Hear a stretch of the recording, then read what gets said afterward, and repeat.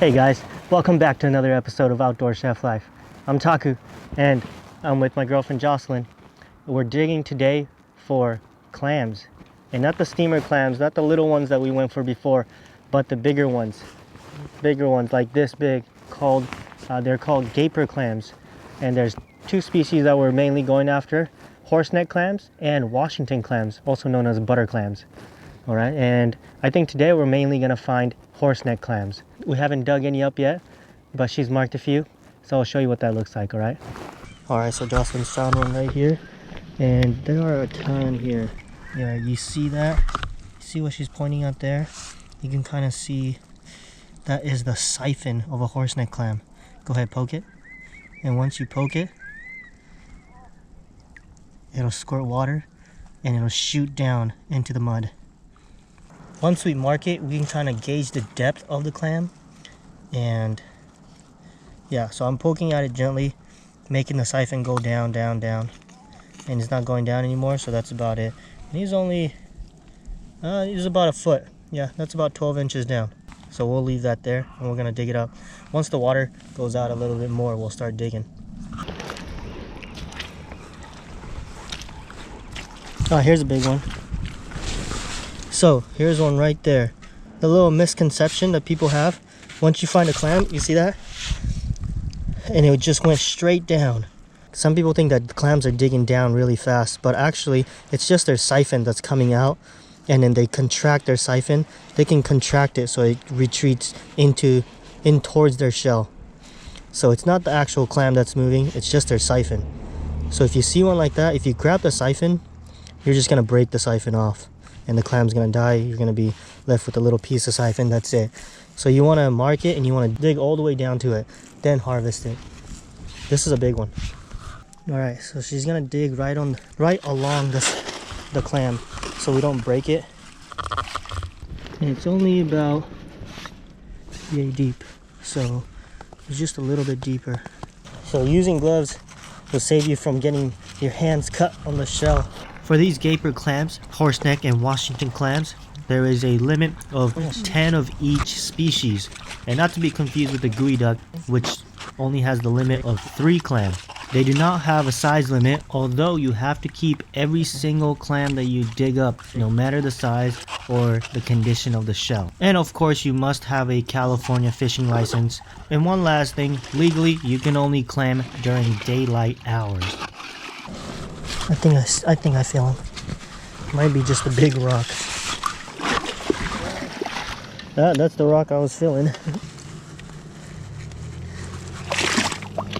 No, this gotta be it right here.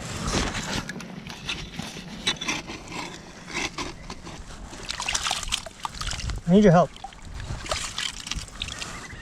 This is it right here, right in the middle. But my hand's getting weak already. Yeah, you feel it right there? Pretty hard to get him out, huh?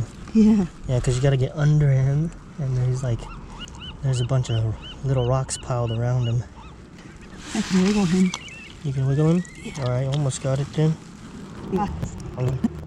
Ah. Got it. That's because it's huge. Ooh. Yo, that's probably the biggest one you found ever. Yeah, that's a beautiful horseneck clam. Well, his siphon's fully retrieved inside of his shell, so you can't see the siphon, but it'll hang out. It goes about probably at least 12 inches long, if not longer. But there it is. Here's our first one of the day. Woo! So typically this is what a hole looks like, a siphon hole. It's not perfectly circular. There's a bunch of holes, and a lot of them are circular. The clams should be more oval like this. Like you can fit 2 fingers in there perfectly. Look at that. And yeah, there's a clam in there.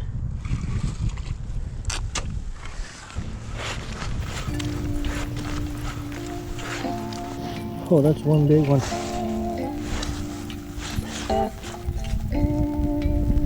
Let's try it out.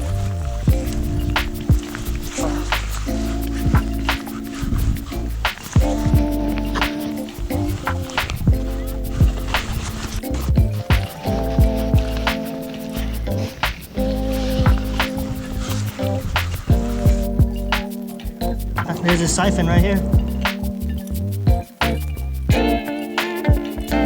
Still not at his shell yet. Oh, there it is. Wait, hold on. Oh yeah, there's a shell. There's the beginning of the shell. This one's pretty big.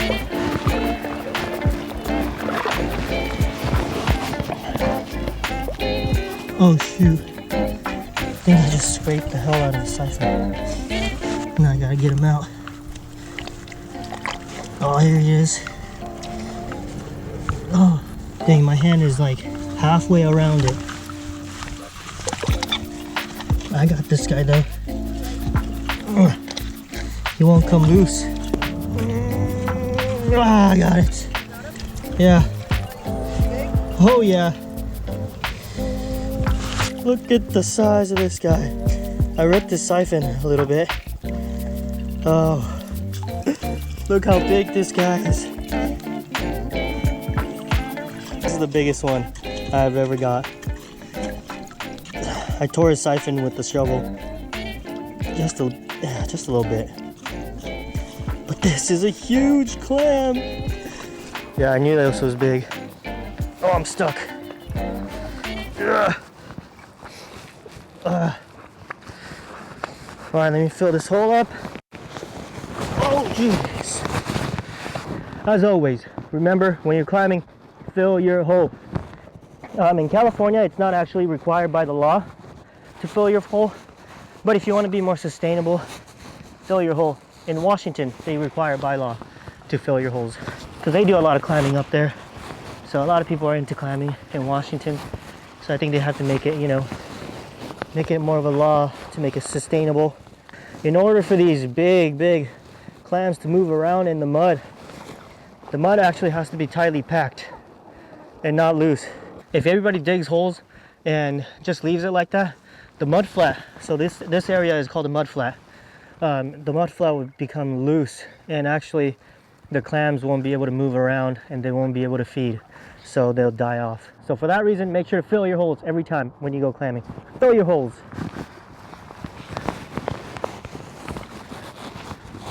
We only got 4, but this is plenty. This is gonna have a lot of meat in it. Hey, quiet, please. Please, I'm trying to film. Please. Every time.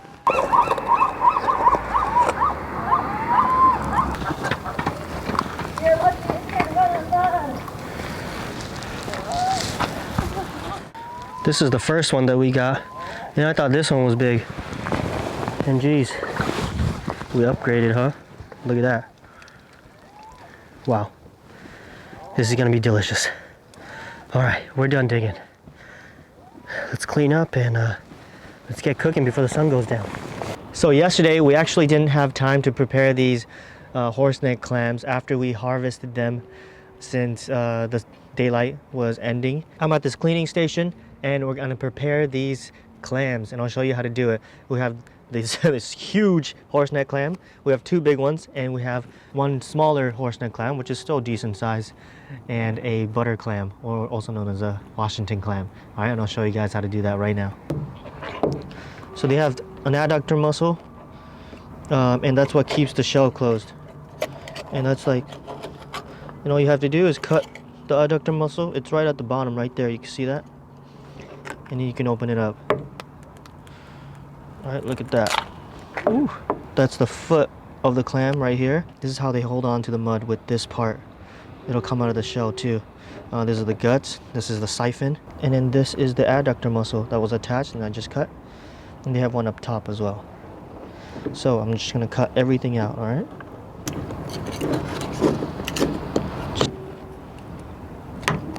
I'm gonna take the adductor. The adductor is one of the best parts. So that's an empty shell right there. Boom, horseneck clam. I'm gonna cut the siphon off right here. Cut that off. This is a delicious part of the clam. I wanna leave it off to the side for now. I'm just gonna cut out all the dark parts, okay? The foot is also great. All these parts are good as well. And you know what? Most of this dark stuff, I'm gonna save for save as crab bait.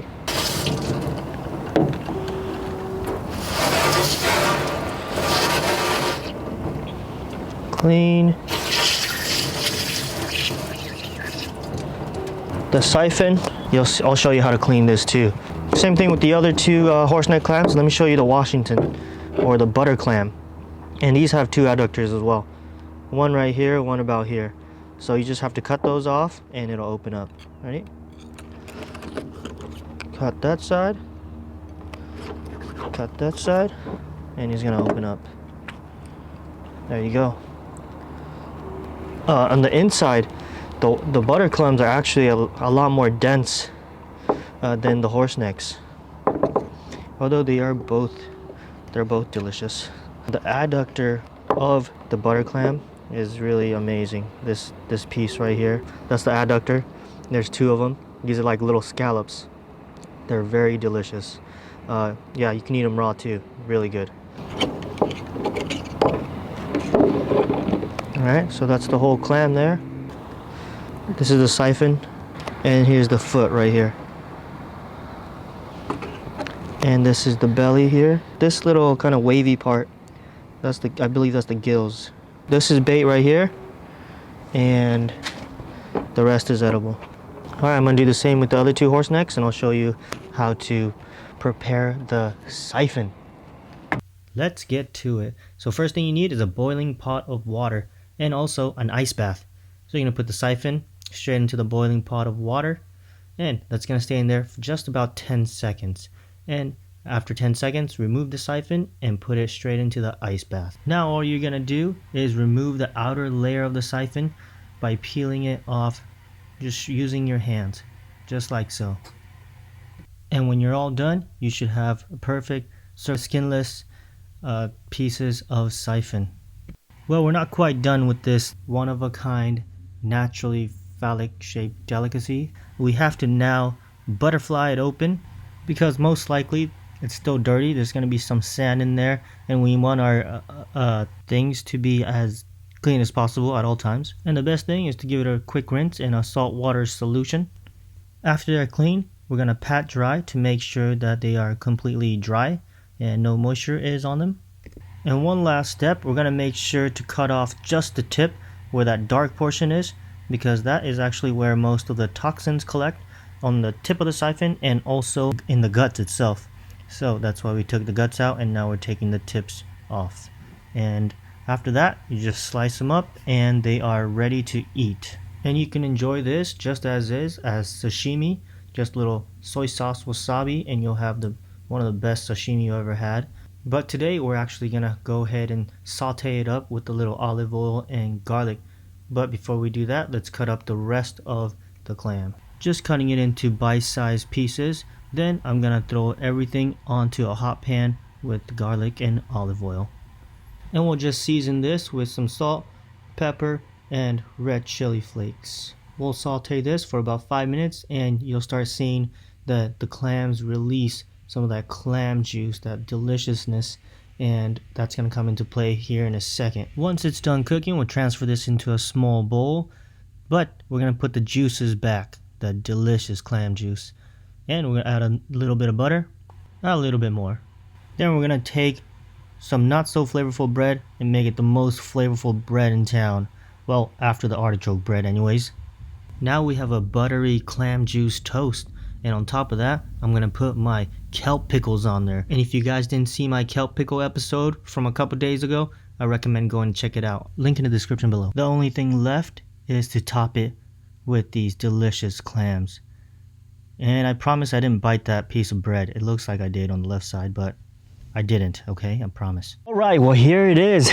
We are done, and this looks amazing. I can't wait to eat this right now. I'm really hungry. Yeah. Oh, yours is gonna fall apart? Oh no. Yummy. I haven't tried the pickle yet. Wow. The pickles go well. Pickles give it a nice little crunch to it, and also the acidity. Oh yeah, I have, speaking of acidity, yeah, a little lemon juice would be good too. A little lemon juice.